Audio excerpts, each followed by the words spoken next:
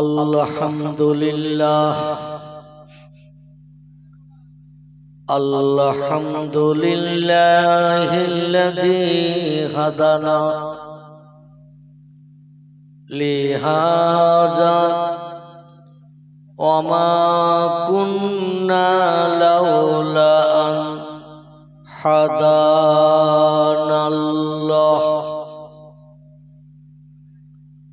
ওয়া আশহাদু আল্লা ইলাহা ইল্লাল্লাহু ওয়াহদাহু লা শারীকা লাহ শাহাদাতান মান আমানা বিল্লাহি ওয়া কাফারা বিজ্জিবতি ওয়াত তাগুত وأشهد أن سيدنا ونبينا وشفيعنا وحبيبنا وسندنا ومولانا محمدا صلى الله عليه وسلم عبده ورسوله نبي المكارم الأخلاق الموصوف وبالكمال الأوصاف المنعوت فقد قال الله تعالى في كلامه المجيد وفي الفرقانه الحميد أعوذ بالله من الشيطان الرجيم بسم الله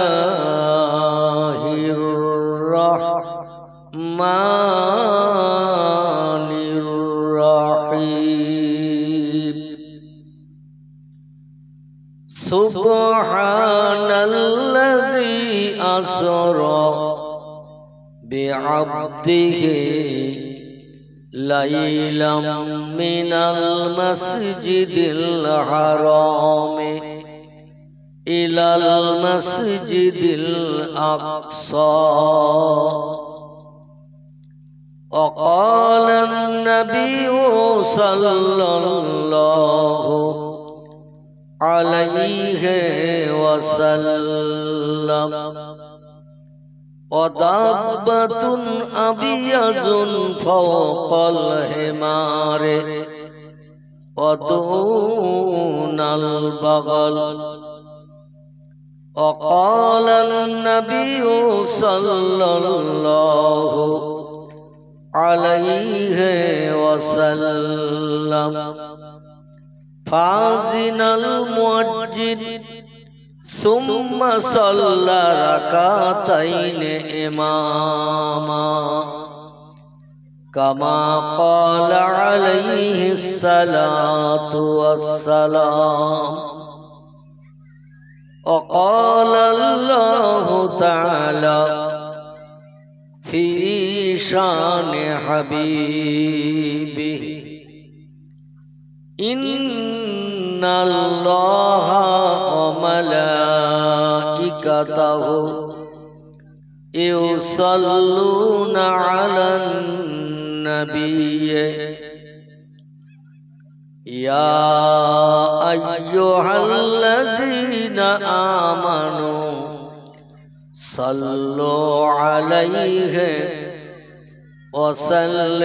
وسلموا تسليما اللهم صل على سيدنا مولانا وعلى آل سيدنا নবীজির মহব্বতে প্রাণ খুলে দরুদ শরীফ পড়লে কয়েকটি লাভ পাওয়া যাবে, কয়েকটি উপকার বিপদের দিন আসবে।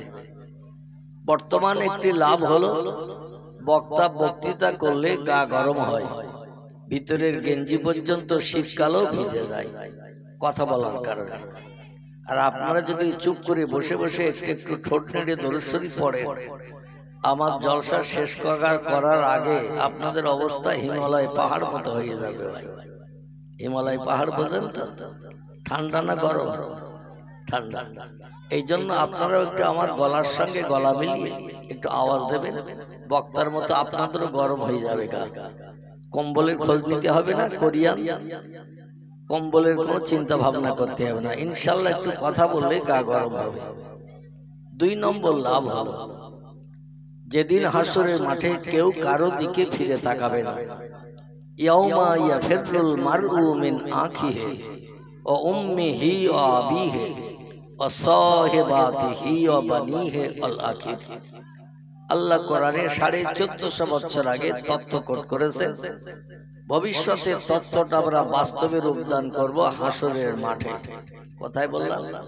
হাসরের মাঠে বাস্তব তার নিদর্শন আমরা চোখে দেখতে পাবো। সেটি হলো এই, যেদিন সূর্য পশ্চিম দিক থেকে উদয় হবে, পূর্ব দিকে অস্তমিত হতে যাবে, সেদিনকার দিনটা এখনকার দিনের মতো 12 ঘন্টার দিন হবে না। এখন দিন কত ঘন্টার হয়?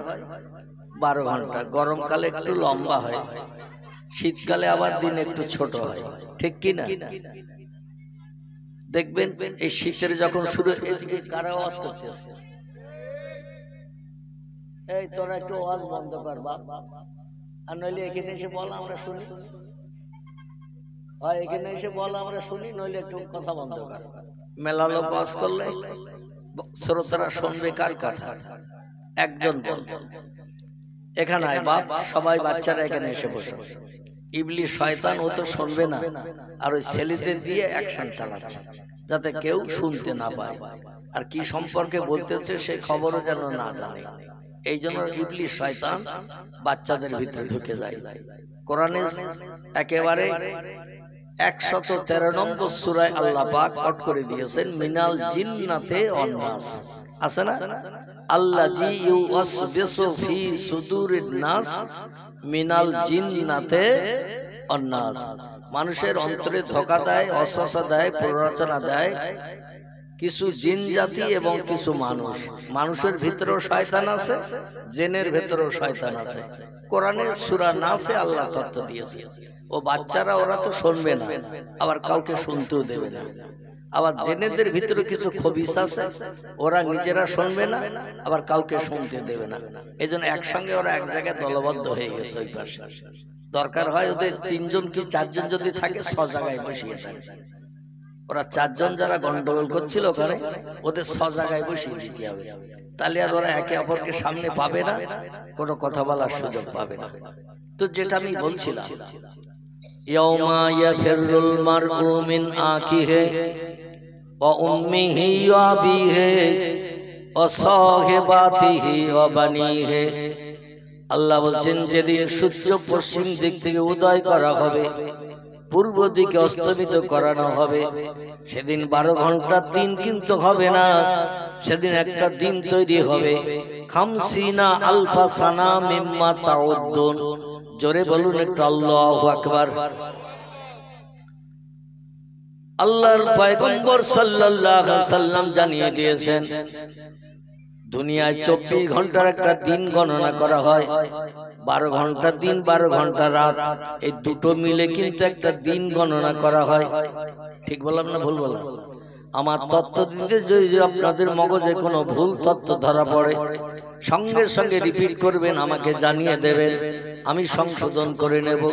আর আপনারা তথ্য দিতে যে যদি ভুল হয়, ইনশাল্লাহ আমি বসে আছি, চেষ্টা করব ভুলের সংশোধনের জন্য।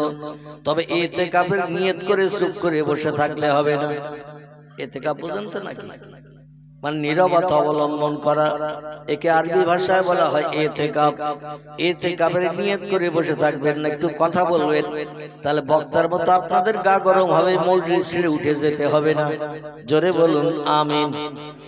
আল্লাহর পয়গম্বর বলছেন, ও দুনিয়ার মানুষেরা, তোমরা একটা দিন গণনা করো 24 ঘন্টায়। কথাটা ঠিক না ভুল?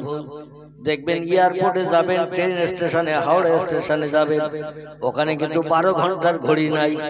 ওখানে 12-র পরে একটা গুনি আমরা ঘড়িতে, কিন্তু ওখানে 12-র পরে 13টা, 13-র পরে 14, 14-র পরে 15, এইভাবে গুনতে গুনতে 24 পর্যন্ত গুনতে হয়। 24 গোনার পরে আবার শুরু হয়ে যায়। জোরে বলুন একটু সুবহানাল্লাহ। আমাদের মোবাইলের ঘড়িতে আমরা গুনি 12-র পরে একটা, দেখবেন হাতের ঘড়িতে গুনি 12-র পরে একটা, কিন্তু হাওড়া স্টেশনে যাবেন, ট্রেন স্টেশনে যাবেন, রিজার্ভ ব্যাংকে যাবেন, দেখবেন ঘড়ি আছে 24 ঘন্টার ঘড়ি। এই 24 ঘন্টা একটা দিন গণনা করা হয়, হাফ ডে হাফ নাইট, অর্ধেক দিন অর্ধেক রাত, দুটো মেলে এক। এই 24 ঘন্টার দিন সেদিন গণনা হবে না। নবী বলছেন একটা দিন করা হবে সূর্য উদয় থেকে নিয়ে অস্তমিত পর্যন্ত, 50 আলফা সানা মিম্মা তাউদ্দুন। পৃথিবীতে যেভাবে দিন গণো, যেভাবে মাস গণো, যেভাবে বছর গণো, ওইভাবে গুনতে থাকবে। 50,000 বছর গণনা করতে যত সময় লাগবে, যত ঘন্টা লাগবে, একটা দিন তৈরি করা হবে তত ঘন্টা। সেদিন দিন হবে তো রাত হবে না, রাতের কোনো নাম নিশানা পাওয়া যাবে না। সূর্য সেদিন মানুষের মাথার উপরে কাছাকাছি নেমে আসবে। বর্তমান প্রযুক্তির বিজ্ঞানীরা বলে দুনিয়ার বয়স 10,000, 20,000, 1 লাখ, 1.5 লাখ বছর হয়ে গেছে। একজন বিজ্ঞানীর এক একটা তথ্য দিয়েছেন। কেউ বলেছেন পৃথিবীর বয়স 10,000 বছর, কেউ বলেছেন 15,000 বছর হয়ে গেছে, কেউ বলেছেন আবার জিনিসপত্র জঙ্গলের গাছপালা দেখে বিভিন্ন জীবজন্তুর হাড় নিয়ে রিসার্চ করে গবেষণা করে বলছে পৃথিবীর বয়স 1 লক্ষ বছর হয়ে গেছে, কেউ বলেছেন 1.5 লক্ষ বছর হয়ে গেছে। বিজ্ঞানীরা সঠিক একমত হতে পারে নাই। এই লম্বা দিন আল্লাহ বানিয়েছেন অতীতকালে। আদম সফিউল্লাহর আগমনের বহুকাল পূর্বে আল্লাহ পৃথিবী বানিয়েছিলেন। জিন জাতিদের সে সময় পৃথিবীতে পাঠিয়েছিলেন বসবাসের জন্য। হাজার হাজার বছর জিনেরা পৃথিবীতে বসবাসের পরে ওরা আল্লাহর ইবাদত বন্দেগী না করার কারণে, আল্লাহর উপাসনা না করার কারণে, আল্লাহর হুকুম তামিল না করার কারণে আল্লাহ বললেন কত শখ করে আমি পৃথিবী বানিয়েছি, সুজলা সুফলা শস্য শ্যামলা, কত সুন্দর করে আমি পাহাড় পর্বত গিরিরাজি সাগর সলিল দিয়ে এত দর্শনীয় পৃথিবী বানিয়েছে। কিন্তু সেই পৃথিবীর মর্যাদা জেনেরা রাখলো না। ওরা 2 থেকে 2,500 বছর পর্যন্ত একটা জেন বাঁচে। আমাদের গড় করা হয়েছে 60 বছর। কত বললাম? আমাদের বয়স গড় করা হয়েছে 60।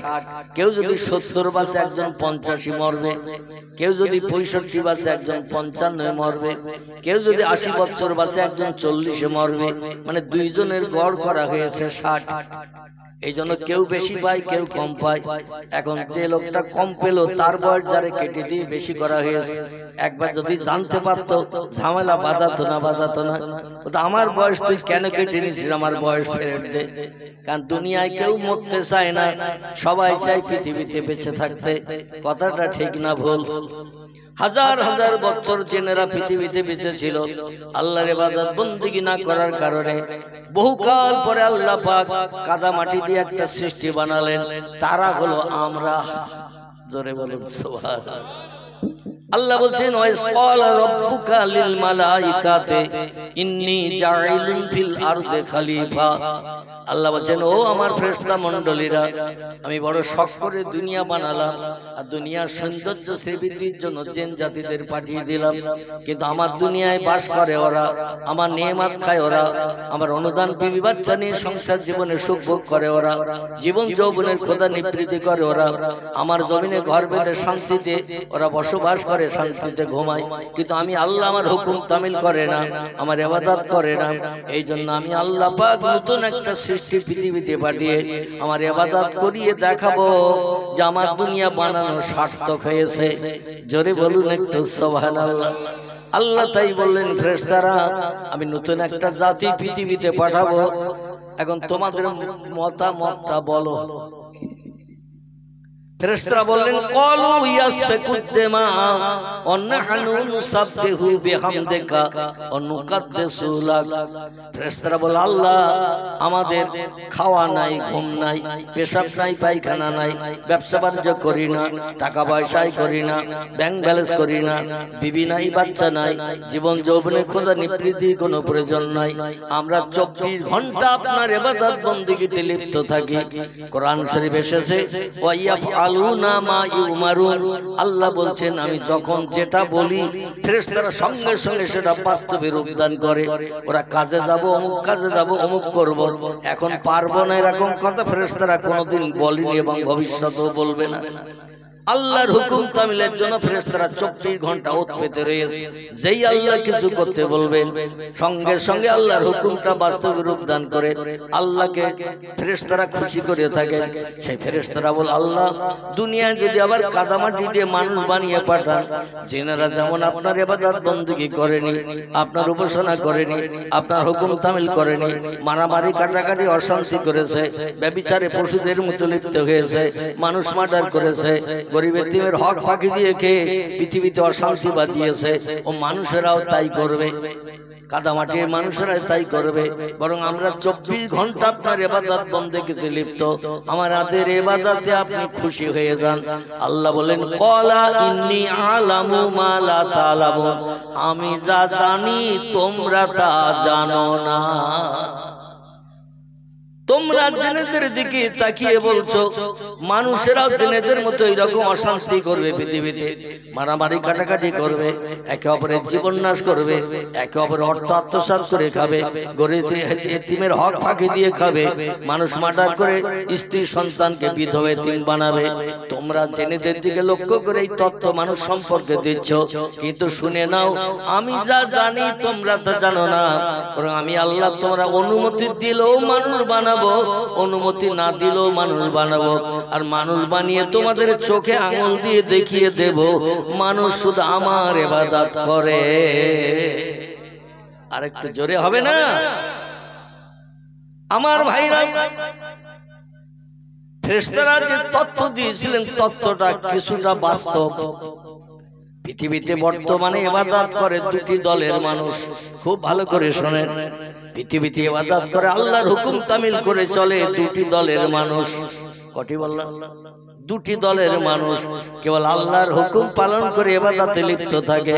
এছাড়া আর যত দলের মানুষ আছে, চাষি, তাঁতি, কামার, কুমোর, সূত্র, ধোপা, নাপিত, ডাক্তার, কবিরাজ, হাকিম, জজ, ব্যারিস্টার, উকিল থেকে শুরু করে যত দলের কামার কুমোর যত দলের মানুষ আছে, এরা কিন্তু আল্লাহর ইবাদতে লিপ্ত হয় না।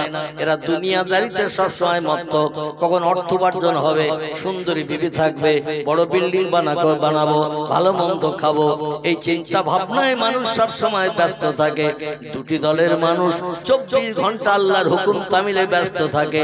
একটি দলের নাম হলো নবী আম্বিয়া, একটি দলের নাম হলো ওলি আউলিয়া।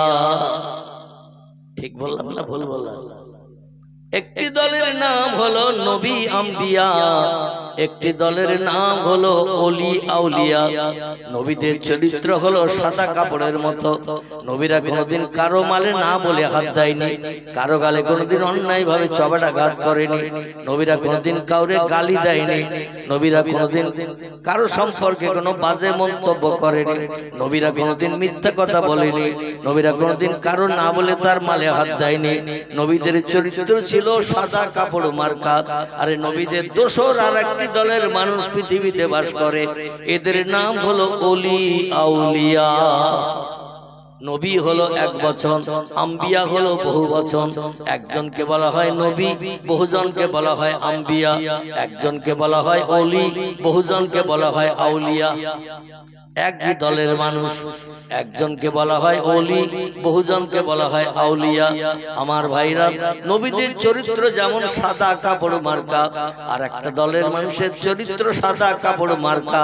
এরা আল্লাহ ছাড়া কাউকে চেনে না, আল্লাহ ছাড়া কাউরে জানে না, আল্লাহ যেটা বলে সেটা করার জন্য ব্যস্ত থাকে। এরা হলো আউলিয়ার দল। এই আউলিয়াদের ভিতরে কিছু মানুষের নাম আপনাদের কাছে বলি, নবীদের নামও আপনারা কম বেশি জানেন। আল্লাহ পাক কোরআন পাকের ভিতরে 1,24,000 পয়গম্বর এই পৃথিবীতে পাঠিয়েছেন। তাফসীরের কিতাবে তত্ত্ববিদের এমন তত্ত্ব দিয়েছেন। আবার কোন ব্যক্তি বলেছেন 2,24,000 পয়গম্বর আল্লাহ পৃথিবীতে মানুষকে হেদায়েত দিতে, সুপথ দেখাতে, ভালো ভালো উপদেশের কথা বলার জন্য 2,24,000 পয়গম্বর নবী আল্লাহ পৃথিবীতে পাঠিয়েছিলেন। আবার কিছু মুফাসসিরগণ বলেছেন পয়গম্বরের সংখ্যা না বলে তারা বলেছেন অগণিত পয়গম্বর পৃথিবীতে এসেছে। জোরে বলুন একটু সুবহানাল্লাহ।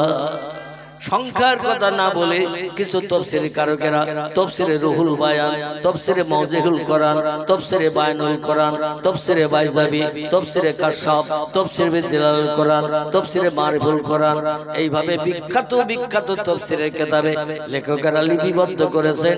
নির্দিষ্ট সংখ্যা বলে দরকার নাই, যদি দুটো একটা কম বেশি বলা হয় তাহলে ভুল হয়ে যাবে। বরং বলা হোক অগণিত পয়গম্বর পৃথিবীতে মানুষকে সুপথ দেখানোর জন্য এসেছিলেন। জোরে বলুন একটু সুবহানাল্লাহ। এই অগণিত পয়গম্বরদের ভিতরে কোরআন পাকে আল্লাহ পাক 7 জন পয়গম্বরের নাম কোট করে দিয়েছেন। কতজন? 7 জন পয়গম্বরের নাম আল্লাহ কোট করে দিয়েছেন। অগণিত পয়গম্বরদের ভিতরে আল্লাহ যাকে যাকে পছন্দ করেছেন, যাদের আদর্শ চরিত্র ব্যবহার আখলাক আল্লাহর কাছে প্রিয় পছন্দনীয় হয়েছে, এদের কিছু জীবনী আল্লাহ কোরআনের ভিতরে কোট করে দিয়েছেন।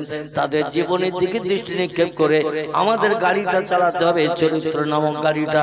ওই রাস্তায় যদি চালাতে পারি, আল্লাহর যেমন কাছের মানুষ তারা বলেছিলেন, আমরাও সেই রকম তাদের মতো আল্লাহর কাছের মানুষ হতে পারবো।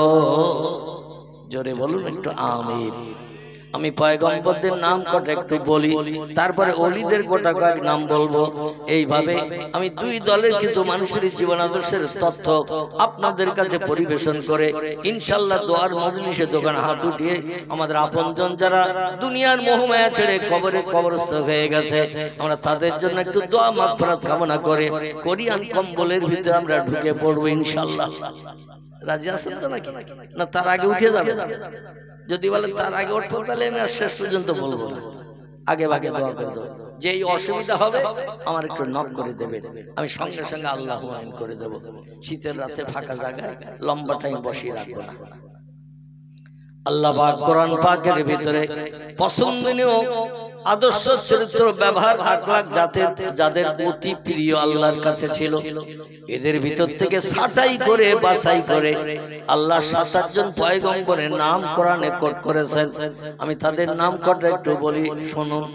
কারো নাম আদম, কারো নাম শীশ, কারো নাম ইদ্রিস, কারো নাম নূহ, কারো নাম ইব্রাহিম, কারো নাম ইসমাইল, কারো নাম ইসহাক, কারো নাম ইয়াকুব, কারো নাম ইউসুফ, কারো নাম দাউদ, কারো নাম সুলাইমান, কারো নাম মুসা, কারো নাম হারুন, কারো নাম হুদ, কারো নাম লূত, কারো নাম সালেহ, কারো নাম জাকারিয়া, কারো নাম ইহইয়া, কারো নাম আইয়ুব, কারো নাম ইউনুস, কারো নাম শুআয়ব, কারো নাম ইলিয়াস, কারো নাম উযায়ের, কারো নাম ঈসা, কারো নাম মুহাম্মাদুর রাসূলুল্লাহ। চিল্লায়ে বলুন একটু সুবহানাল্লাহ। কজন হলো? আর কেউ গুনেছেন?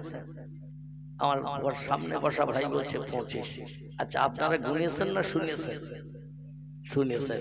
শুনলে মাইকের হরেনের মাধ্যম দিয়ে আওয়াজ মাঠ ভেঙে পালিয়ে যাবে, খাল পার হয়ে ওপারে যাবে, ও আর জীবনে ফেরত আসবে না। ঠিক বললাম না ভুল বললাম? হরেনের মাধ্যম দিয়ে যে আওয়াজ বেরিয়ে যাচ্ছে, হাজার চেষ্টা করলেও আওয়াজ আর ফেরত আসবে না, কিন্তু গুনলে অনেক দিন মনে থাকবে। এই কটা ঠিক বললাম না ভুল বললাম? গুনলে অনেক দিন মনে থাকবে। এই কটা পয়গম্বরের নাম হুজুর বলেছিলেন। এই জন্য আমি আরেকবার পয়গম্বরদের নাম কটা বলে একটু গুনে নেন, মেমোরিতে জমা করে নেন। তবে লাভ হবে কি, পয়গম্বরের নামে যত অক্ষর আছে প্রতিটি অক্ষরের বিনিময়ে আল্লাহ পাক আমাদের নাম আমলের থলিতে 10টা করে সব লিপিবদ্ধ করে দেবেন প্রতি অক্ষরের বিনিময়ে। জোরে বলুন একটু সুবহানাল্লাহ। পয়গম্বররা ছিল মহামানব পথ প্রদর্শক, তারা ছিল মহামানব পথ প্রদর্শক। পৃথিবীতে আরো মহামানবের নাম আমরা ইতিহাস হালকা করলে দেখতে পাই। কারো নাম রামকৃষ্ণ পরমহংসদেব, কারো নাম বুদ্ধদেব, কারো নাম গুরু নানক, কারো নাম চৈতন্যদেব, কারো নাম মহাবীর, কারো নাম আচার্য কেশব চন্দ্র, কারো নাম যীশুখ্রিস্ট, কারো নাম মোজেস, কারো নাম বালক ব্রহ্মচারী। এগুলো মহামানবদের নাম, কিন্তু এদের নাম পড়লে প্রতি অক্ষরে কটা করে সব হবে? একটাও সব হবে না, একটাও নাকি আমাদের নাম আমলে জুটবে না।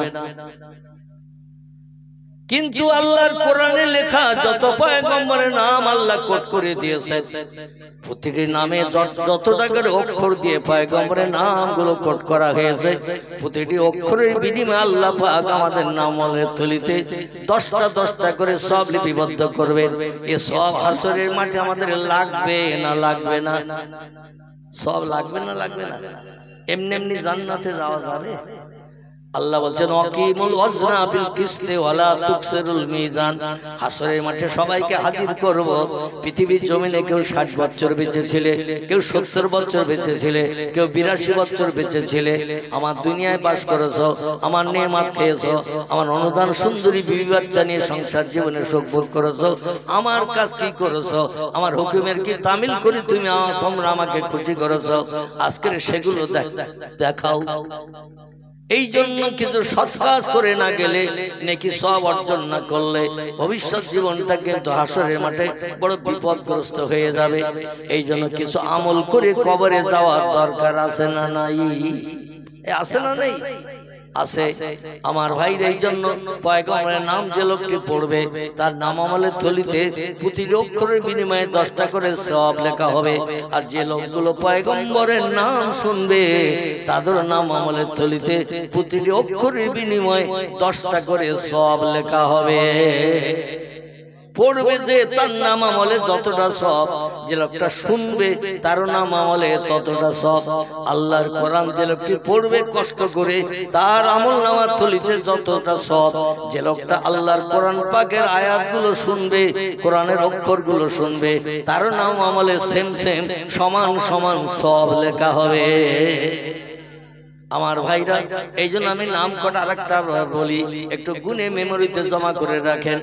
কারবা নাম আদম, কারবা নাম শীষ, কারবা নাম ইদ্রিস, কারবা নাম নূহ, কারবা নাম ইব্রাহিম, কারবা নাম ইসমাইল, কারবা নাম ইসহাক, কারবা নাম ইয়াকুব, কারবা নাম ইউসুফ, কারবা নাম দাউদ, কারবা নাম সুলাইমান, কারবা নাম মুসা, কারবা নাম হারুন, কারবা নাম হুদ, কারবা নাম লুত, কারবা নাম সালেহ, কারবা নাম জাকারিয়া, কারবা নাম এহিয়া, কারবা নাম আইয়ুব, কারবা নাম ইউনুস, কারবা নাম শোয়েব, কারবা নাম ইলিয়াস, কারবা নাম উযায়ের, কারবা নাম ঈসা, কারবা নাম মুহাম্মাদুর রাসূলুল্লাহ। কজন হলো? আমার একজন ভাই বলছে 27। আসলে এখানে দাঁড়িয়ে আছে, মন আছে বাড়ির হাড়িতে। আবার অনেকে এখানে বসে আছে, মন রয়েছে খোকার মার কাছে।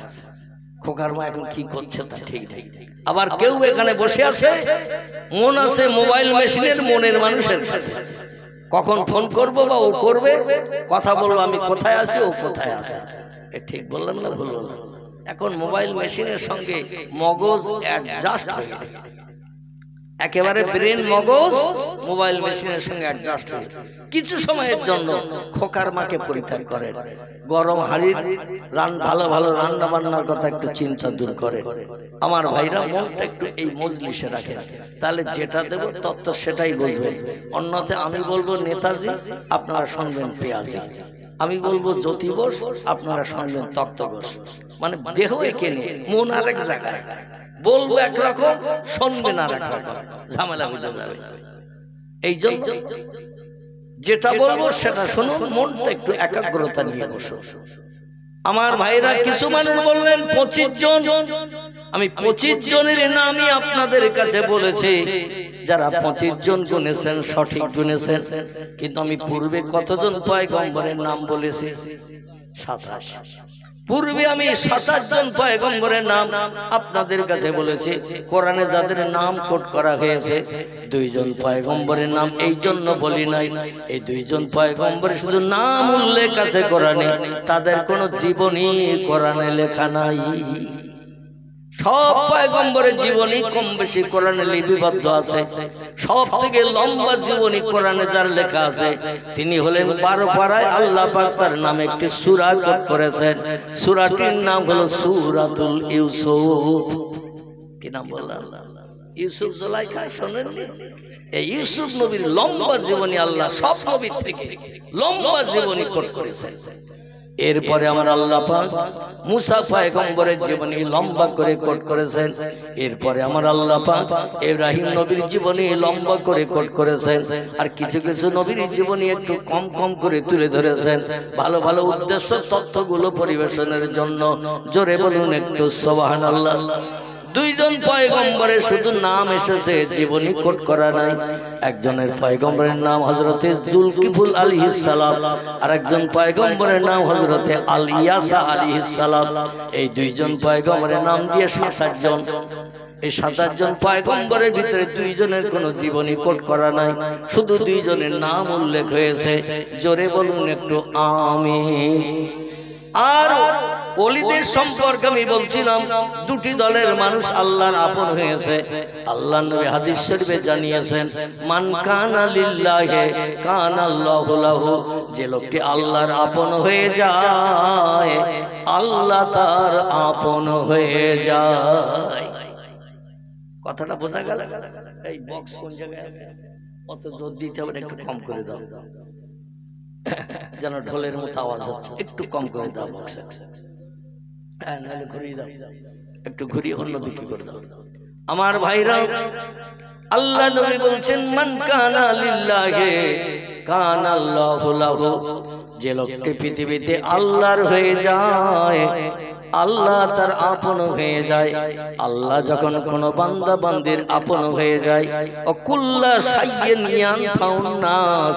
পৃথিবীতে এমন কোন সৃষ্টি নাই, বাঘ ভাল্লুক হাতি সিংহ গন্ডার ইঁদুর কুকুর বিড়াল, এমন করে মাছি মশা পিপিলিকা কীট পতঙ্গ জীব জন্তু যা কিছু আল্লাহ পৃথিবীতে বানিয়েছেন 18,000 মখলুকের কথা তাফসীরের কিতাবে লেখা আছে।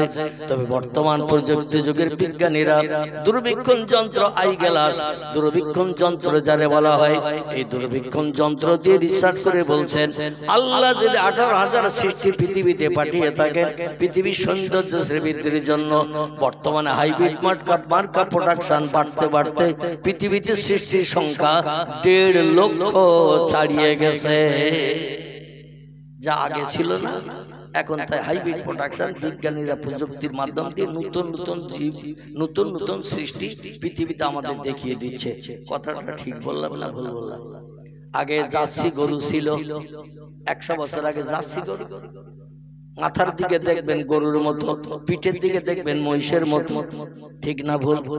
পিঠটা দেখবেন ঝুঁটি টুটির বালাই নাই, মহিষের পিঠটা যেমন সমান ও জার্সি গরুর পিঠটা তেমন সমান।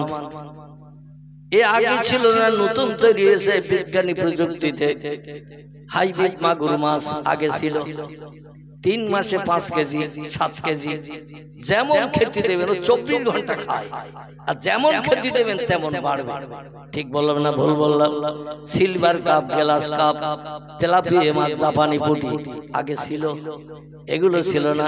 হাইব্রিড প্রোডাকশনের কত রকম ফল বিজ্ঞানী পরিকল্পনায় তৈরি হয়েছে, সবজি ফল এটা ওটা বিজ্ঞানী পরিকল্পনায় তৈরি হয়েছে।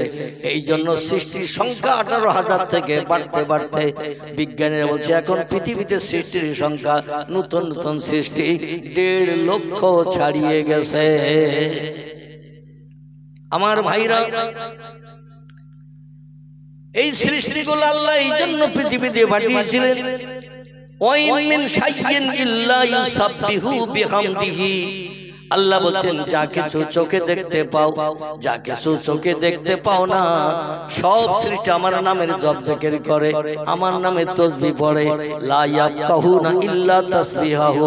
ওরা ওদের ভাষা, আমি আল্লাহ আমারে ডাকে বিপদে মুসিবতে পড়লে তোমরা ওদের ভাষা বুঝতে পারো না। কথাটা ঠিক না ভুল? গরু যখন হুম্বা হুম্বা করে বুঝবো কিছু? ছাগল যখন প্যাঁ প্যাঁ করে বুঝতে পারবো কিছু, বিড়াল যখন ম্যাও ম্যাও করে বুঝতে পারবো কিছু, কথা বলে কিছুই বুঝতে পারবো না। কিন্তু ওদের ভাষায় বলছে আল্লাহ 5 পাটি চাল আমার ঘরে নাই, ব্যাংকে 2 লাখ টাকা নাই, পুকুরে 3 বছরে পোষা মাছ 4-5 কেজি নাই যে ধরবার খাবো, আমাদের কোনো ব্যাংক ব্যালেন্স নাই, টাকা পয়সা নাই, আমাদের জায়গা জমিও কিচ্ছু নাই। ও আল্লাহ আমাদের পুকুরে মাছ পোষাও নাই, এখন আমরা সকালবেলা ঘুম থেকে উঠেছি খাবো কি? আল্লাহ বলছেন আমার নামের জপ যারা করবে, আমার নামের জিকির যারা করবে, আমার স্মরণ যারা করবে, একটা সৃষ্টিকে আমি না খাইয়ে মারবো না। জোরে বলুন একটু সুবহান। এই জন্য এক একটা সৃষ্টি এক এক ভাষা আল্লাহরে ডাকে, আমরা বুঝতে পারি না। কোকিলেরা কোকিল কোকিল দেখবেন বসন্তকালে ফাল্গুন চৈত্র মাসে বট গাছের মাথায় অশ্বত্থ গাছের শিখরে দেখবেন ভোর যখন হয় ওরা কুহু কুহু করে ডাকে না, ডাকে না। বসন্তকাল 6টি ঋতুর ভিতরে বসন্তকালের ঋতু হলো সব থেকে প্রিয় পছন্দনীয়। এই বসন্তকালের ঋতুটি হলো ফাল্গুন এবং চৈত্র মাস, ঠিক কিনা? 12টি মাসে 6টা ঋতুকাল গণনা করা হয়। গ্রীষ্ম, বর্ষা, শরৎ, হেমন্ত, শীত, বসন্ত, 6টা ঋতুতে 12 মাস গণনা করা হয়। এই 12 মাসে 6টা ঋতুর ভিতরে সব থেকে প্রিয় পছন্দনীয় ঋতুর নাম হলো বসন্তকালের ঋতু। এই বসন্তকালের ঋতুতে কোকিলেরা বট গাছের মাথায় অশ্বত্থ গাছের শিখরে দেখবেন তেঁতুল গাছের মাথায় ভোরবেলা কুহু কুহু করে ডাকে। আমরা মনে মনে করি কোকিলের ডাক শুনতে কত মধুর, কত সুন্দর আওয়াজ দিয়ে কুহু কুহু করে ডাকছে। কোকিল বলে আল্লাহ আমার যে ভাষা দিয়েছেন সেই ভাষা আমি বলছি আল্লাহ।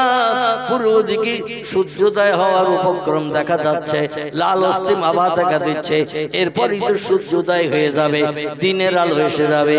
আর দিনের আলো এসে গেলেই আমাকে সারাদিন পালিয়ে থাকতে হবে গাছের ঝোপের ভিতরে, কারণ কাক আমারে ছাড়বে না, চিল আমারে ছাড়বে না, কোনো পাখি ফিঙে পাখি আমারে ছাড়বে না, যেখানে পাবে ঠোকরাবে, আমার প্রাণনাশের উপক্রম হবে। রাতের বেলা থাকি ভালো, দিনের আলো পেলে আমাদের পালাতে হয় শিয়ালের মতো, ঠিক না ভুল? কোকিলেরা দিনের বেলা বার হয় না প্রাণনাশের ভয়ে, ঠোকরানোর ভয়ে, তাই ভোরবেলা দেখবেন আওয়াজ দিয়ে বলে আল্লাহ একটু পরেই সূর্য উঠে যাবে, আমরা তো লুকিয়ে থাকবো, সারাদিন কি খাবো, কোথায় যাব, কি পাবো? আল্লাহ বলে যে আওয়াজ আমারে ডাকছিস ভোরবেলা, সারাদিন লুকিয়ে থাকতে হবে, তাই তোর আওয়াজ আমি আল্লাহ বড় পছন্দ করেছি। আমার মধুর ডাক তুই যে ডাকছিস আল্লাহু আল্লাহু, এই যে নাম ধরে ধরে ডাকছিস, এ ডাকে আমি আল্লাহ বড় খুশি হয়ে গেছি। তোর কোথাও পালাতে হবে না, ইফতারের ব্যবস্থা করে দিচ্ছে এই ভোরবেলা। নাও দিন নাও রাত, এইরকম একটা সময় ভোরবেলা যেখানেই বসে আছিস গাছের ডালে একটু ডাইনে বামে নজর করে দেখ, যে ফলটা গতকাল ছিল কাঁচা, রাতের বেলা এমন একটা সময় আমি নির্ধারণ করে রেখেছি, ওই সময় কাঁচা ফলগুলো আমি পাকিয়ে দিয়ে থাকি। আর একটু জোরে বলা যাবে না? নারায়ে তাকবীর। ফল দিনে পাকে না রাতে পাকে? ফল বড় বড় হয় দিনে না রাতে? গাছের পাতা গজায় দিনে না রাতে? দিনের বেলা দেখে আসবেন 4 পাতার একটা ছোট্ট গাছ, সন্ধ্যা পর্যন্ত বসে থাকবেন গাছের পাশে, 4 পাতা 4 পাতা। রাতের বেলা এমন একটা টাইম আল্লাহ রেখেছেন, ওই টাইমটা যেই হয় আবার 2 পাতা বেরিয়ে 6 পাতা হয়ে যায়। সারাদিন গরুরা ছাগলেরা ফুটবল খেলার মাঠে, যে কোনো মাঠে যে ঘাসগুলো কামড়ে কামড়ে জমিন সমান করে দেয়।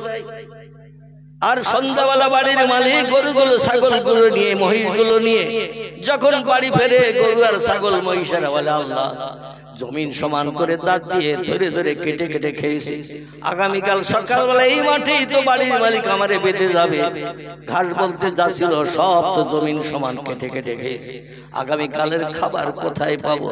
গলায় দড়ি দিয়ে বড় খোটা গোজ মেরে রেখে আসবে, দড়ির বাইরে তো যেতে পারবো না, এই মাঠে ছাড়া অন্য কোথাও বাঁধে না। ও আল্লাহ কালকের কি রোজা রাখতে হবে, সারাদিন কি না খেয়ে থাকতে হবে? আল্লাহ বলে রাতের বেলা এমন একটা টাইম রেখেছি, আমি যেই বলবো কোন ভাইয়া কোন সঙ্গে সঙ্গে ওই ঘাস আবার 1 ইঞ্চি করে লম্বা হয়ে যাবে। ঠিক বললাম না ভুল বললাম? কোন সময় যে লম্বা হয় পৃথিবীর মানুষ হাজার চেষ্টা করলেও দেখতে পাবে না। ওটা আল্লাহর কুদরতি ক্ষমতা। কাঁচা ফলগুলো সারাদিন দেখলাম গাছে কাঁচা, রাতের পরে সকালে গিয়ে দেখছেন ফলটা পেকে গেছে। আমার আল্লাহ পাক রব্বুল আলামিন এই জন্য বলছেন ফাতাহাজ্জাদু বিহি নাফিলাতাল লাক। ও বান্দা বান্দীরা, রাতের ভিতরে এমন একটা টাইম আল্লাহ রেখেছে, রাত্র দ্বীপ্রহরের পর থেকে নিয়ে ফজরের আযান ধ্বনির আগ মুহূর্ত পর্যন্ত এমন একটা টাইম সময় আমি নির্ধারণ করে রেখেছি। ওই সময় যে বান্দা বিবি বাচ্চা ছেড়ে শান্তির শয্যা ঘুমের বিছানা লাথি মেরে লেপ কম্বলে লাথি মেরে উঠে যায় নামাজের পাটিতে দাঁড়িয়ে যায়, আমি আল্লাহ আমার রেজা মন্দিরের জন্য তাকবীর তাহরিমা বেদে রুকু সিজদা করে আমার নামের জপ জিকির করে সুবহানা রাব্বিয়াল আলা, সুবহানা রাব্বিয়াল আলা। জোরে বলুন আল্লাহু আকবার। আপনাদের এখানে সিজদা গেলে বেদে অন্য পড়ে কি? তাম পৃথিবীতে যত মসজিদ যত জায়গায় নামাজ হয় সিজদা তাসবিহ একই, ঠিক কি না? আমরা সিজদায় যে কপালে ধুলা মাখাই, নাকে খড় লাগায়, না খাসান দিয়ে দুই চোখের পাশে দুটো হাত রেখে বাইরের দৃশ্য দেখা থেকে চোখ দুটোকে আড়াল করে রাখি। এবার আমরা সেই মহান পবিত্র আল্লাহ, যিনি আমাদের খালেক, যিনি আমাদের মালিক, যিনি আমাদের স্রষ্টা, যিনি আমাদের বানিয়েছেন, তার নামের তাসবিহ পড়ি সিজদায় যে কপালে ধুলা মাখিয়ে নাকে খড় লাগিয়ে বলি সুবহানা রাব্বিয়াল আলা। এটা বলেন তো নাকি? তাসবিহটা হলো আরবি ভাষা, এর বাংলা অর্থ হলো হে মহান পবিত্র আল্লাহ, তুমি খাও না, তুমি ঘুমাও না, তুমি পেশাব করো না, তুমি পায়খানা করো না, তোমার বিবিও নাই, বাচ্চাও নাই, স্বামী স্ত্রী মিলন নাই, তুমি 24 ঘন্টা পবিত্র থাকো, তুমি কোনোদিন নাপাকি হও না। ও আল্লাহ, সেই তোমার পবিত্রতার গুণ কীর্তন করে বলছি, সব শক্তির ঊর্ধ্বে তুমি, তোমার উপরে ক্ষমতা বাড়ার কেউ নাই। কথাটা ঠিক না ভুল? আল্লাহর উপরে ক্ষমতা বানার কেউ আছে? আল্লাহর উপরে ক্ষমতা বানার কেউ নাই। আল্লাহু হাইয়্যুন কাইয়্যুম, তিনি চিরন্তন চিরজীবন্ত। সব সৃষ্টির মরণ হবে, যার মরণ নাই। ইন্নাল্লাহা আলা কুল্লি শাইইন কাদির, তিনি হলেন সব শক্তির ঊর্ধ্বে। তার মতো ক্ষমতা অতীতে কারো ছিল না, বর্তমানে নাই, ভবিষ্যতেও হবে না। সেই আল্লাহর নামে তাসবিহ আমরা সিজদায় যে পাঠ করি, এতে লাভ কি? ইমাম আবু ঈসা তিরমিজি রাহমাতুল্লাহ আলাইহি পবিত্র তিরমিজি শরীফের হাদিসে লিপিবদ্ধ করেছেন পয়গম্বরের জবানি। আল্লাহ নবী বলছেন, কোন ব্যক্তি যদি সিজদায় যে মাত্র 2 বার আল্লাহর নামের এই তাসবিহ পাঠ করেন, সুবহানা রাব্বিয়াল আলা, সুবহানা রাব্বিয়াল আলা, কবার পড়বে? 2 বার। পয়গম্বর তিরমিজি শরীফের হাদিসে তথ্য দিয়েছেন, বেশি বার পড়তে হবে না, 2 বার যদি কোনো ব্যক্তি তাসবিহটা কপালে ধুলা মাখিয়ে নাকে খড় লাগিয়ে জমিনে সিজদায় যে দুনিয়ার সব দৃশ্য দেখা থেকে বঞ্চিত হয়ে বিবি বাচ্চার কথা ভুলে যে, সংসার ধর্মের কথা ভুলে যে, ভালো মন্দ খাওয়া দাওয়ার কথা ভুলে যে, আমার জমিনে মাথা নত করে সিজদা করে যদি এই তাসবিহ 2 বার পাঠ করে, পয়গম্বর মুহাম্মদ রাসূলুল্লাহ বলছেন, আল্লাহ পাক তার এই তাসবিহতে এত খুশি সন্তুষ্ট হয়ে যায়, আল্লাহ ডেকে বলে, যা রে বান্দা যা, আমি তোর সারা জীবনের গুনাহ মাফ করে বেগুনাহ মাসুম বানিয়ে দিলাম। আর একটু জোরে বলা যাবে না? নারায়ে তাকবীর। কবার পড়লে? 2 বার। কিন্তু আমরা কতবার পড়ি? এই ঘুমিয়ে পড়েছেন সব। আমি বললাম ভুল হলে আমি চেষ্টা করব সংশোধনের, আর আমি ভুল বললে আপনারা ধরিয়ে দেবেন। কিন্তু আপনারা ইতিকাফে নিয়ত করে এখানে বসে পড়েছেন। কথা বলেন, আমরা কবার পড়ি? 3 বার, কম সংখ্যায় 3 বার। শুধু 3 বার নয়, কম সংখ্যায় 3 বার, তার কম আর পড়ি না। আর হাদিস শরীফে নবীজি বলছেন দুটো বার পড়লেই যথেষ্ট, বেশি পড়তে হবে না। সুবহানা রাব্বিয়াল আলা, এই তাসবিহ কোন বান্দা সিজদায় যে যখন দুটি বার পাঠ করে আল্লাহ এত খুশিতে বাগ হয়ে যায়। আল্লাহ ডেকে বলেন, যা রে বান্দা যা, আমি তোর সারা জীবনের গুনাহ মাফ করে বেগুনাহ মাসুম বানিয়ে দিলাম। এই তাসবিহ আমরা একটু বেশি বেশি পড়ি না পড়ি? দেখবেন ইমাম সাহেবের পিছনে যখন জামাতে নামাজ পড়ি, ইমাম সাহেব কম সংখ্যায় 5 বার, উর্ধ্ব সংখ্যায় 7 বার, 9 বার, 11 বার পর্যন্ত পড়ে, ঠিক কিনা? অনেক মুসল্লি আছে এত ব্যস্ত, ইমাম সিজদায় গেছে, মুসল্লিও সিজদায় গেছে। কারণ কোরআনে আল্লাহ বলছেন ওয়ারকাউ মার রাকিন ওয়াসজুদু মাস সাজিদিন। ও দুনিয়ার ইমানদার মুমিন মুসলমান আমার বান্দারা শোনো, ইমামের পিছনে যখন ইক্তেদা করবে নামাজের জন্য, ইমাম তাকবীর তাহরিমা বেঁধেছেন আল্লাহু আকবার বলে, ইমামের থেকে তুমিও তাকবীর তাহরিমা বেঁধে নাও। ইমাম সূরা কেরাত পড়ছে, তুমি শুনতে থাকো। ইমাম যখন সূরা কেরাত শেষ করে রুকুতে যাবে, সঙ্গে সঙ্গে তুমি ইমামের দেখা দেখে রুকুতে যাও। সুবহানা রাব্বিয়াল আযীম, সুবহানা রাব্বিয়াল আযীম। এই তাসবিহ 3 বার, মতান্তরে 5 বার ইমাম সাহেব পড়লো। ইমাম সাহেব না ওঠা পর্যন্ত তুমিও পড়ো। ইমাম সামি আল্লাহু লিমান হামিদা বলে ঠেলে উঠলো, তুমিও রব্বানা লাকাল হামদ বলে ঠেলে ওঠো। ইমাম যখন এবার আল্লাহু আকবার বলে সিজদায় গেল, তুমি ইমামের দেখা দেখে সিজদায় যাও। ইমাম সালাম ফিরলে তুমি সালাম ফিরাও। ইমামের নামাজ কবুল হলে সব মুক্তাদির নামাজ কবুল হয়ে যাবে। ইমামের নামাজ কবুল হলে মুক্তাদিদের আর চিন্তা নাই। আল্লাহ মুক্তাদি যারা পিছনে ইক্তেদা করেছে সকলের নামাজ কবুল করে নেবেন। এবং একা একা নামাজ পড়লে যে সব, জামাতে নামাজ পড়লে ইমামের পিছনে 70 গুণ বেশি সওয়াব। কগুণ? 70 গুণ বেশি সওয়াব। আল্লাহ আমাদের নাম আমলে থলি থলি বিবদ্ধ করবে। আর ইমাম যদি সিজদায় যায়, সিজদায় গিয়ে 2 বার পড়লে সারা জীবনের গুনাহ মাফ হবে, পয়গম্বর বলেছে। এতে কোনো সন্দেহ আছে আপনার? কারো সন্দেহ আছে? কারো সন্দেহ থাকা উচিত নয়। কারণ পয়গম্বরের টোটাল জবানে মুবারক হাদিসের কিতাবে যা কিছু লিপিবদ্ধ হয়েছে সব কথাগুলো সত্য। জোরে বলুন সুবহানাল্লাহ। এখন যে তাসবিহ 2 বার পাঠ করলে সারা জীবনের গুনাহ মাফ হয়ে যায়। ইমাম যদি 5 বার 7 বার ওই তাসবিহ পড়ে সিজদায় যে সুবহানা রাব্বিয়াল আলা, সুবহানা রাব্বিয়াল আলা। কিছু ব্যস্ত মুসল্লি আছে বলে আমার 5 বার 7 বার হয়ে গেল, ইমাম এখনো আল্লাহু আকবার বলে ওঠে না। ও শেষ পর্যন্ত ইমামের দেখার জন্য মাথা তুলে মেহরাবের দিকে তাকাচ্ছে, ইমাম উঠেছে না বাড়ি চলে গেছে। দেখে ইমাম এখনো সিজদায় পতিত, ও আবার হুট করে মাথা নামিয়ে দিয়েছে। উঠে একবার দেখে নিছে যে ইমাম এখন উঠেনি, আবার হুট করে মাথা নামিয়ে দিয়ে বলছে আল্লাহ, ইমাম সিজদায় যে কি মরিয়ে গেল নাকি? 9 বার 11 বার পড়লাম সুবহানা রাব্বিয়াল আলা, এখন ইমাম ওঠে না। এখন কারে বলবো যে ইমামের পরীক্ষা করে দেখ মরিয়ে গেল নাকি সিজদায় যে? দেখবেন চায়ের দোকানে যখন বসে ঘন্টার পরে ঘন্টা রাজনীতির গল্প করতে করতে সময় চলে যায়। আর মসজিদে যে জামাতে 2 রাকাত ফরজ নামাজ, 4 রাকাত ফরজ নামাজ পড়তে এদের গায়ে যেন বিষ লাগা মতো হয়। ঠিক বললাম না ভুল বললাম? মুসলমানদের গায়ে যেন বিষ লাগা মতো হয় নামাজ পড়তে এত দেরি। আর চায়ের দোকানে বসে ঘন্টার পর ঘন্টা ন্যাংটা নারীর নাচ ডান্স মুস্কি হাসি। এখন অধিকাংশ দোকানে 4 কোনা বাক্স রাখা হয়েছে। কি বাক্স? 4 কোনা বাক্স। এর ইংরেজি নাম হলো টেলিভিশন, ছবি দেখার যন্ত্র। যে দোকানে টেলিভিশন নাই ও দোকানে খরিদ্দার নাই। ঠিক বললাম না ভুল বললাম? যে দোকানে টেলিভিশন নাই ও দোকানে খরিদ্দার নাই।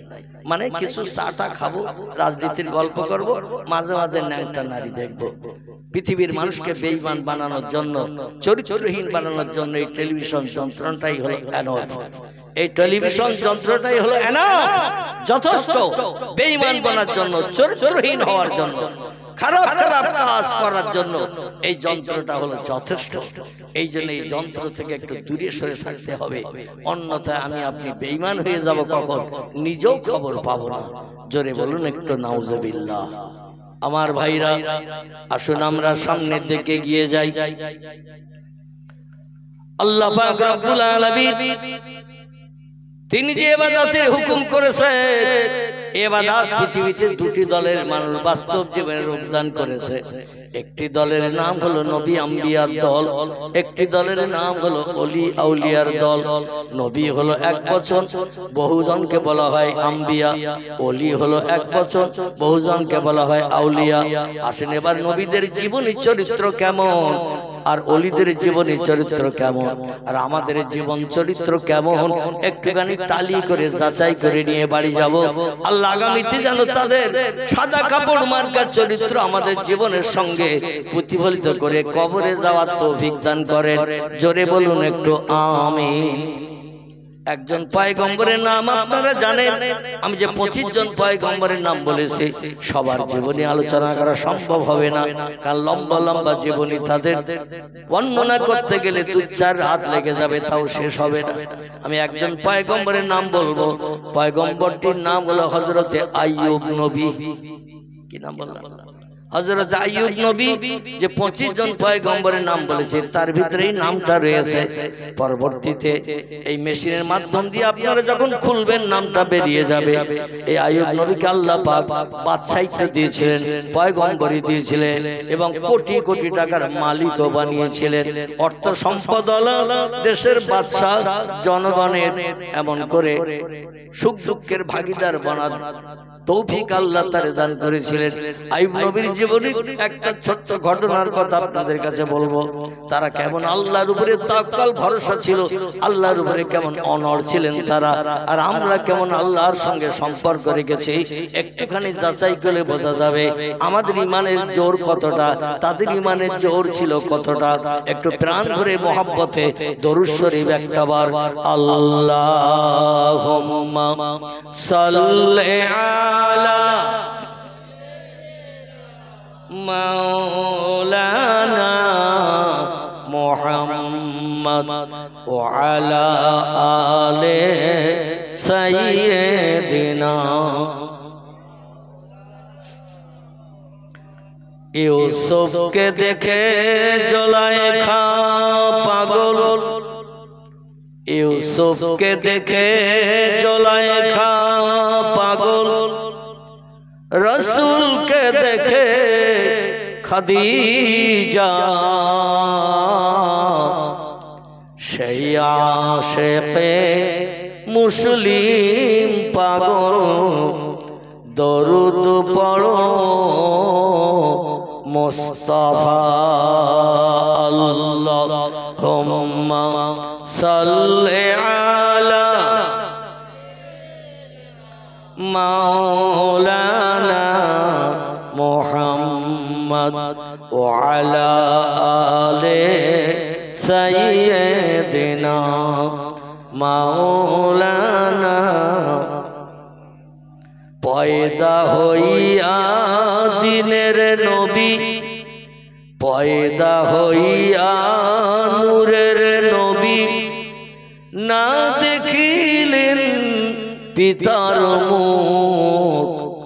6 বছরের কালে নবী হারাইলেন যে মায়ের বুক। আল্লাহুম্মা সাল্লি আলা সাইয়্যিদিনা মাওলানা মুহাম্মদ ওয়া আলা আলি সাইয়্যিদিনা।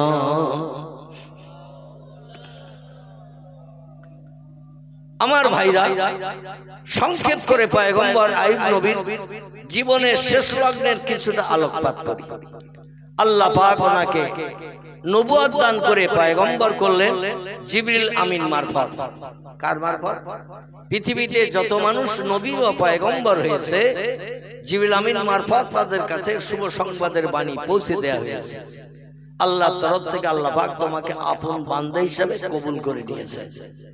এবং তোমার যখন কোনো সমস্যা দেখা দেবে, অসুবিধা দেখা দেবে, বিপদ দেখা দেবে, কোন মেম্বারের কাছে, প্রধানের কাছে, এমএলএর কাছে, রাষ্ট্রনেতার কাছে, কোন বন্ধুর কাছে হাত পাতার প্রয়োজন হবে না। আল্লাহই হলো তোমার জন্য এনাফ, যথেষ্ট। তুমি সাহায্য চাইবে কার কাছে? আল্লাহর কাছে চাইবে, আর কার কাছে হাত পাতবে না। এটা হলো পাক্কা ইমানদারের কাজ। বিপদে মুসিবতে পড়ে বন্ধুরে খোঁজ করব, বন্ধু না পারলে আরো অন্যজনের খোঁজ করব, এটাই ইমানদারের লক্ষণ নয়। ইয়া আইয়ুহাল্লাযিনা আমানু কু আনফুসাকুম ওয়া আহলিকুম নারা। আল্লাহ কোরআনে তথ্য করে দিয়েছেন, জাহান্নামের আগুন থেকে তুমি বাঁচো এবং তোমার আহাল পরিজন বর্গকেও বাঁচাও। তুমি নিজে জাহান্নামের আগুন থেকে বাঁচার চিন্তা ভাবনা নিয়ে চলো না, এক অন্নভুক্ত আহাল পরিজন যারা আছে তাদেরও জাহান্নামের আগুন থেকে বাঁচাও। এ দায়িত্ব তুমি বাড়ির গার্জিয়ান তোমার কাঁধে চাপানো হয়েছে। ইয়া আইয়ুহাল্লাযিনা আমানু উদখুলু ফিস সিলমি কাফা। আল্লাহ বলছেন, যদি আমাকে না দেখে বিশ্বাস করো, সেই বিশ্বাসটা এমন বিশ্বাস করিও, এ বান্দারা তোমরা শোনো, উদখুলু ফিস সিলমি কাফা, ইসলাম শরীয়তের ভিতরে, ইসলামের পথে তুমি পরিপূর্ণ পরিচালিত হও। কিছু মানবে, কিছু ছেড়ে দেবে, এ কিন্তু ইমানদারের লক্ষণ নয়। ইবলিস শয়তান যখন তখন তোমারে কুবাদগামী করবে। ইসলাম যদি মানো, আল্লাহকে না দেখে যদি বিশ্বাস করো, পরিপূর্ণ ইসলাম শরীয়তের স্রোতে ঢুকে পড়ো। কারণ ওয়ালা তাত্তাবিউ খুতুওয়াতিশ শাইতান, কিছু মানবে, কিছু মানবে না। ইসলাম শরীয়তের আইন কানুন এমন ভাবে যদি চলো, ইবলিস শয়তান হলো তোমাদের চিরশত্রু, চির দুশমন। খুতুওয়াতিশ শাইতান তোমাদের প্রকাশ্য দুশমন, প্রকাশ্য শত্রু। ইন্নাহু লাকুম আদুব্বুম মুবিন, আর ওর কাজ হলো ও যাবে জাহান্নামে, তোমাদেরও নিয়ে যাবে জাহান্নামে। এই জন্য পরিপূর্ণ ইসলাম শরীয়তের স্রোতে যদি ঢুকতে পারো, মর্জিন আজান দিয়েছে, তাসের আড্ডা ছেড়ে দাও, ক্যারাম বোর্ড ছেড়ে দাও, জুয়ার আড্ডা ছেড়ে দাও, মসজিদে এসে ঢুকে পড়ো, মসজিদে ঢুকে পড়ো, আল্লাহর ইবাদত করো, ভালো ভালো কাজগুলো করো, সৎ কাজগুলো করো, ভালো ভালো কাজগুলো করো। সকাল সন্ধ্যা আল্লাহর পাক কালাম কোরআন তেলাওয়াত করো, তাসবিহ পাঠ করো, সুবহানাল্লাহ, আলহামদুলিল্লাহ, লা ইলাহা ইল্লাল্লাহ জিকির করো। মোবাইলে ন্যাংটা নারীর নাচ নাচ মুস্কি আসে আর গান শুনে সময় নষ্ট করিও না। ইবলিস শয়তানকে যদি সব সময় আল্লাহর হুকুম তামিল করে দূরে সরিয়ে রাখতে পারো, শয়তান তোমাদের কুপথগামী করতে পারবে না, কোনো খারাপ কাজে নিয়ে যেতে পারবে না, আর তোমার ঠিকানা হবে জান্নাত। জোরে বলুন একটু সুবহানাল্লাহ। পয়গম্বরেরা হলো এক নম্বরের জান্নাতি, আর একটা দলের মানুষ পয়গম্বরদের দোসর, এরা হলো ওলিয়া উলিয়ার দল, এরাও হলো এক নম্বরের জান্নাতি। পয়গম্বরদের জন্য আল্লাহ শত শত মুজিজা পৃথিবীতে দান করেছেন। মুজিজা শব্দটি হলো আরবি ভাষা, এর বাংলা অর্থ হলো অলৌকিক, তাজ্জব, আশ্চর্যান্বিত ঘটনা আল্লাহ নবীদের দিয়ে পৃথিবীতে ঘটিয়েছেন। আল্লাহ শুধু কোন শব্দ ব্যবহার করেছেন? নবীদের মুখে হাসি ফুটিয়েছেন, আশ্চর্যান্বিত ঘটনাগুলো ঘটিয়ে। আর নবীদের দোসর বর্তমানে পৃথিবীতে আর নবী নাই, কিয়ামত পর্যন্ত কোন নবী আর আসবে না। এই নবীদের দোসর যারা পৃথিবীতে, এরা হলো ওলিয়া উলিয়ার দল, ওলামায়ে হাক্কানীদের দল। আল্লাহ পাক এদের জন্য আসমানি রহমত নবীদের মতো পৃথিবীতে বর্ষণ করে থাকেন। আর ওলিয়া উলিয়াদের অলৌকিক তাজ্জব আশ্চর্যান্বিত ঘটনাগুলোকে আরবি ভাষায় বলা হয় কারামাত। কি বলা হয়? ওলিয়া উলিয়াদের আশ্চর্যান্বিত ঘটনা আল্লাহর তরফ থেকে যেগুলো ঘটে, এগুলোকে বলা হয়েছে কারামাত। কারামাতুল আউলিয়া হকুম শরীয়তের ফতোয়ার কিতাবে এসেছে, নবীদের মুজিজা যেমন সত্য, ওলিদের কারামাতও তেমন সত্য। তাদের জীবন চরিত্র দুটি দলের। আসুন এবার আপনাদের নিয়ে যাই। পয়গম্বর আইয়ুব নবীর সম্পর্কে আলোচনা করছিলাম। আল্লাহ তাকে পয়গম্বরী দিলেন, আবার বাদশাহিত্য দিলেন, দেশের প্রজাদের সুখ দুঃখের ভাগিদার বানিয়ে দিলেন, তাদের সুখ স্বাচ্ছন্দ্যে বসবাস করানোর জন্য। হযরত আইয়ুব নবীকে অর্থ সম্পদ আল্লাহ দিলেন, বড় বিল্ডিং বানাখারাও বানালেন, দেশে রাজত্ব চালাচ্ছেন তিনি। আল্লাহ বললেন, তুমি কেমন ঈমানদার, আমি একটু মাঝে মাঝে পরীক্ষা করি। সব বান্দা বান্দাদের ঈমানের পরীক্ষা করি। আমার ভাইরা, কোরআনের দ্বিতীয় পারায় আল্লাহ পাক রব্বুল আলামিন সূরা বাকারার ভিতরে বলছেন, ও দুনিয়ার মানুষেরা তোমরা শোনো, বিসমিল্লাহির রহমানির রহিম, ওয়ালা তাকুলু লিমান ইউক্তালু ফি সাবিলিল্লাহি আমওয়াত বাল আহইয়াউ ওয়ালাকিন লা তাশউরুন ওয়ালা নাবলুওয়ান্নাকুম বিশাইয়্যিম মিনাল খাউফি ওয়াল জু। আল্লাহ বলছেন, আমি ভয়ের মাধ্যম দিয়ে, ক্ষুধার মাধ্যম দিয়ে বান্দাদের ঈমানের পরীক্ষা করি। অনাফসিম মিনাল আমওয়াল, সন্তানদের প্রাণ নাশ করিও মাঝে মাঝে বান্দাদের ঈমান পরীক্ষা করে থাকি। ধন সম্পদ নষ্ট করেও বান্দাদের আমি ঈমানের পরীক্ষা করি। যারা ধৈর্য ধারণ করে সবর ইখতিয়ার করে আমি আল্লাহ যেটা করি সেটা মানিয়ে নেয়, সে হলো আমার কাছে প্রিয় পাক্কা ঈমানদার মুমিন। জোরে বলুন একটু সুবহানাল্লাহ। আল্লাহ বলেন, পয়গম্বর তুমি মুখে বলো আমি পাক্কা ঈমানদার, কিন্তু কেমন পাক্কা ঈমানদার আমি একটু ফাইনাল পরীক্ষা নেব তোমারে। ছেলেরা স্কুলে পড়াশোনা করে, কেমন পড়াশোনা করেছে বছরে দেখবেন দুবার তিনবার করে পরীক্ষা নেওয়া হয়। পরীক্ষায় যদি রেজাল্ট ভালো হয় তাহলে মাস্টার সার্টিফিকেট দেয়, তুই ভালো পড়েছিস, তোর রেজাল্ট ভালো, ফার্স্ট ডিভিশন পাস করেছিস, এ প্লাস পেয়েছিস, অমুক তমুক হয়েছিস, এমন করে সকলের থেকে তোর নাম্বার বেশি, তুই ফার্স্ট হয়েছিস।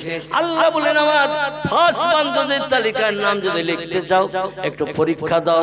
পয়গম্বর আইয়ুব নবী বলেন, আল্লাহ আপনি যেটা করবেন করুন, আমি আপনার পরীক্ষা দিতে রাজি আছি। আল্লাহ বলেন, তাহলে একটি পরীক্ষা নেব, সেই পরীক্ষা হলো তোমার দেহে কুষ্ঠ রোগ ঘা পাসলা দেব। কি দেব?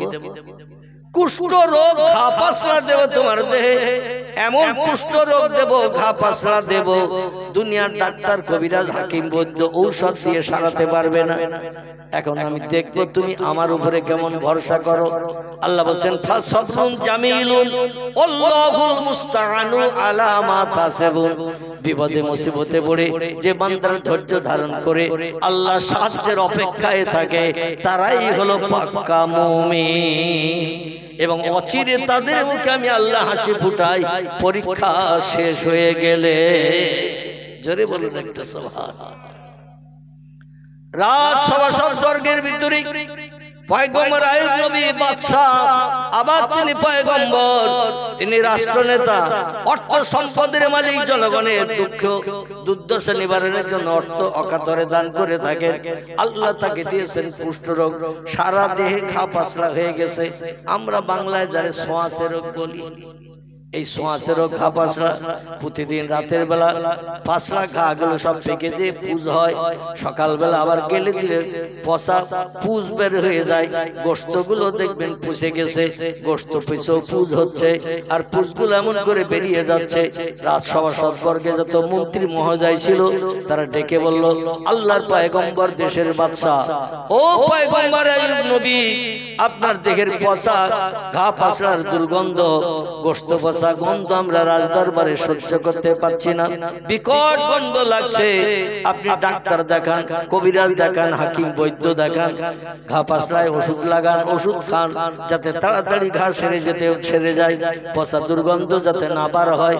পয়গম্বর বলেছেন, আল্লাহ দিয়েছেন ঘা, আল্লাহ সারিয়ে দেবে, আমি কোন ডাক্তার কবিরাজ ডেকে ওষুধ ব্যবহার করব না। আচ্ছা, আমরা এরকম বলি, কথা বলে, এরকম ঘা পাসলা হলে কোন ডাক্তার ভালো ট্রিটমেন্ট করতে পারে খোঁজ নেই না? নেই। আমার এই রোগ হয়েছে, এই ডাক্তার, এই রোগের ট্রিটমেন্ট কোন ডাক্তার পারে? আমরা খোঁজ নেই পাড়া প্রতিবেশীর কাছে, যারা ওই রোগ সম্পর্কে ভালো অভিজ্ঞতা অর্জন করেছে, সেই ডাক্তারের খোঁজ দিলে আমরা দৌড়াই সেখানে। পয়সা করে জানায় নেবে, ওষুধ যা লিখে দেয় দেবে, ব্যবহার করব যাতে এই রোগ থেকে নিষ্কৃতি পাই। আল্লাহ বলেন, আনুনাজ্জিলু মিনাল কোরআনি মা হুয়া শিফাউ ওয়া রাহমাতুল লিল মুমিনিন। জোরে বলুন একটু আল্লাহু আকবার।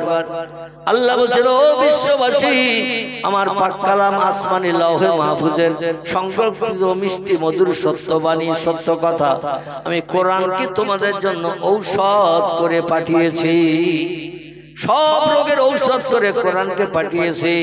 তোমরা আমার কোরআনকে ভালোবাসো, সকাল সন্ধ্যা দৈনন্দিন কোরআন তেলাওয়াত করো, আমার কোরআনের উপরে মহব্বত তৈরি করো। দুনিয়ায় কোনো ডাক্তারের কাছে যেতে হবে না, কবিরাজের কাছে যেতে হবে না, হাকিম বৈদ্যের কাছে যেতে হবে না। যে ঔষধ কোরআন দেবে সে ঔষধ দুনিয়ার কোন হাকিম বৈদ্যদের মগজেও নাই। জোরে বলুন একটু সুবহান। মন্ত্রীরা বললেন ডাক্তার ডাকুন, ওষুধ ব্যবহার করুন। খুব সংক্ষেপ করে বলি, পয়গম্বর বলে আল্লাহ দিয়েছে রোগ, আল্লাহ সারিয়ে দেবে, কোনো ডাক্তার কবিরাজ ডাকবো না। মন্ত্রীন্দ্র মহোদয় বলল তাহলে পুষিয়ে মরো। যখন আর দুর্গন্ধ সহ্য করতে পারবো না, রাজদরবারে এসে আমরা মিটিং মিছিলে আর জয়েন করবো না। রাজদরবার ভেঙে যায়, মিটিং মিছিল যখন ভেঙে যায়, আলাপ আলোচনা দৈনন্দিনের যখন শেষ হয়ে যায়, বাদশা বাড়িতে যায় একটু বিশ্রামের জন্য। ওনার স্ত্রী ছিল 4 জন। কজন? 4 জন স্ত্রী ছিল। আমার ভাইরা, 3-3টে বিবি স্বামীর অবস্থা থেকে কিছুতে ওষুধ ব্যবহার করে না, ট্রিটমেন্ট করে না, ডাক্তার কবিরাজ বৈদ্য হাকিম ডাকে না। ওনার পাশে থাকলেও আমরা দুর্গন্ধ সহ্য করতে পারি না, নাকে কাপড় দিয়ে থাকতে হয়। গোশত পচলে বিকট গন্ধ হয় না? হয় না? গোশত পচা গন্ধ। দেখবেন মাঠে যদি একটা গরু ছাগল মারা যাওয়ার কারণে ফেলে দিয়ে আসা হয়, আর শগুন টগুন কাক ছিলেরা যদি না খায়, এলাকা দিয়ে পাশ দিয়ে গেলে হাওয়ার মাধ্যম দিয়ে দুর্গন্ধ নাকে লাগে না? লাগে না? মানুষ পচা গন্ধ আরো বিকট। এই বিকট গন্ধ স্ত্রীরাও পর্যন্ত সহ্য করতে পারছে না। তখন বলল আপনি যদি ডাক্তার কবিরাজ না দেখান, ঘাই ট্রিটমেন্ট যদি না করেন, তাহলে আমরা কিন্তু পথ দেখব। আমাদের মেয়েরা যেমন মাঝে মাঝে স্বামীরে বলে তোমার মতো স্বামীর ভাতের দরকার নাই, তোমার মতো স্বামী কত ভ্যান ভ্যান করতেছে। এখানকার মেয়েরা অবশ্য বলে যা বলে আমাদের দিকে। এখানকার মেয়েদের নামে বদনাম দিয়ে আমি আর মার খেয়ে বলবো নাকি? এরা সব ভালো। আমার ভাইরা বললো যদি ডাক্তার কবিরা না দেখো, পচা দুর্গন্ধ আর কতদিন ধৈর্য ধরে সহ্য করব? 3-3টি স্ত্রী স্বামীর ঘায়ের কোন উপশম হতে না দেখে, ঘা বরং দিন দিন আরো বেশি হচ্ছে, বেশি গোস্ত পড়ছে, ঘা ছোট থেকে বড় বড় হয়ে গেছে। প্রতিদিন রাতের বেলা ফুসটুস জমে যায়, দিনের বেলা আবার পরিষ্কার হয়, আবার রাত আসলে ফুট জমে যায়, আর ওই রকম পচা দুর্গন্ধ চলছে। 3 জন স্ত্রী বলল চলো আমরা এখন যুক্তি করে নিল 3 জন, চলো বাপের বাড়ি যাই, ভবিষ্যতে যদি কোনোদিন খবর পাই আমাদের স্বামীর রোগ সেরে গেছে, আবার বাড়ি আসার চিন্তা ভাবনা নেব। কারণ উনি বাদশাহ, উনি পয়গম্বর, উনি বিরাট বড় ধনিক শ্রেণীর মানুষ, আল্লাহ কোটি কোটি টাকার মালিক করেছেন, বড় বিল্ডিং বালাখানা বানিয়েছেন। এতদিন তো সংসার জীবনে সুখে ছিলাম, এখন চরম বিপদ। এই বিপদে ধৈর্য ধরে আর কতদিন থাকবো? ধৈর্যের বাঁধ ভেঙে গেছে, চলো বাড়ি যাই, বাবার বাড়ি যাই। সেখানে দরকার হয় পরিশ্রম করে আমরা জীবনের ক্ষুধা নিবৃত্তির ব্যবস্থা করব, কাজকর্ম করব। এইভাবে স্বামীর ঘরে থেকে পচা দুর্গন্ধ সহ্য করা সম্ভব হবে না। 3 জন স্ত্রী যুক্তি করে একের পর এক স্বামীর ঘর ছেড়ে বাবার বাড়ি চলে গেছেন। আর 4 জনের ভিতরে একজন স্ত্রী ছিল, তার নাম আল্লাহ কোরআনে কোট করে দিয়েছেন, তার নাম হলো হযরতে রহিমা। কি নাম? হযরতে রহিমা তার নাম। ইনি বললেন 3 জন স্ত্রী চলে গেছে, স্বামী উঠতে পারে না, বসতে পারে না, এখন ধরা লাগে, লাঠি লাগে, এত জয়ীফ হয়ে গেছে। পচা দুর্গন্ধ, ঘা পাশা, রক্ত, ঘা পরিষ্কার করতে হয়। আর আমিও যদি চলে যাই স্বামীর পাশে থাকবে কে? সেবা যত্ন করবে কে? দুঃখ দুর্দশার ভাগিদার কে হবে? 3 জন তো চলে গেল, আমি এখন একা আছি। হযরত রহিমা বললেন স্বামী যতদিন হায়াতে বেঁচে থাকবে আমি স্বামীর পাশ থেকে সরব না। জোরে বলুন একটু সুবহানাল্লাহ। তার আদর্শ চরিত্র ব্যবহারে আল্লাহ এত খুশি হয়ে গেছেন, পবিত্র কোরআনের ভিতরে আল্লাহ তার জীবনী কোট করে দিয়েছেন। কোরআনে কারো জীবনী আসুক, এটা চারটেখানি ব্যাপার নাকি? আল্লাহ কোরআনে যার সম্পর্কে ভালো সার্টিফিকেট দিয়েছেন, এই ভালো সার্টিফিকেট যে কোনো মানুষের পক্ষে পাওয়া কি সম্ভব নাকি? সম্ভব নয়। এই রহিমা স্বামীর পাশে থেকে গেল, তিনজন স্ত্রী বিদায় নিয়ে বাপের বাড়ি চলে গেল। লোকজন মারফত খবর নেয় আমার স্বামী এখন কেমন আছে। যাদের কাছে খবর নেয় স্বামীর এলাকা থেকে ঘুরে যায়, তারা বলে পূর্বে যা ছিল তার থেকে রোগ আরো বেশি। ওরা বলল তার নিশ্চিন্তে বাপের বাড়ি থাকে। আমার ভাইরা, এইভাবে কিছুদিন অতিবাহিত হওয়ার পরে রহিমার সেবা যত্ন করছেন দুষ্ট স্বামীকে। বিপদের সময় যে পাশে দাঁড়ায় সেই তো প্রকৃত বন্ধু। সুখের বন্ধু অনেক পাওয়া যায়, সুখের দিনের বন্ধু অনেক পাওয়া যায়, কিন্তু দুঃখের দিনে বিপদের দিনে যে পাশে দাঁড়ায় সেই তো হলো প্রকৃত বন্ধু। রহিমা বলল স্বামী ছাড়বো না, স্বামী যত সময় হায়াত আল্লাহ রেখেছে স্বামীর পাশে থেকে সেবা যত্ন করব। কারণ হাসরের মাঠে কোটি কোটি মানুষ যখন দাঁড়িয়ে যাবে আল্লাহর দরবারে আমি অপমানিত হতে পারবো না। চিল্লাই বলুন একটু সুবহানাল্লাহ, নারে তাকবীর। হযরতে পয়গম্বর নবীর গায়ের পচা দুর্গন্ধ হাওয়ার মাধ্যম দিয়ে এত ছড়িয়ে গেল, রাস্তা দিয়েও লোকজন আর যেতে পারে না। তার রাস্তা বাড়ির সামনে দিয়ে ভ্যাক করে ভক করে গন্ধ লাগে। আর এত বিকট গন্ধ, নাক চাপলো তবু হাওয়ার মাধ্যম দিয়ে কাপড়ের ভিতর দিয়ে পচা দুর্গন্ধ যায়। এলাকার মানুষ পয়গম্বরের বাড়ি দল বেঁধে আসলো। দল বেঁধে এসে বলল, পয়গম্বর আমরা একটা জিনিস আপনার কাছে জানতে এসেছি, বলতে এসেছি, যদি অনুমতি দেন তাহলে বলি।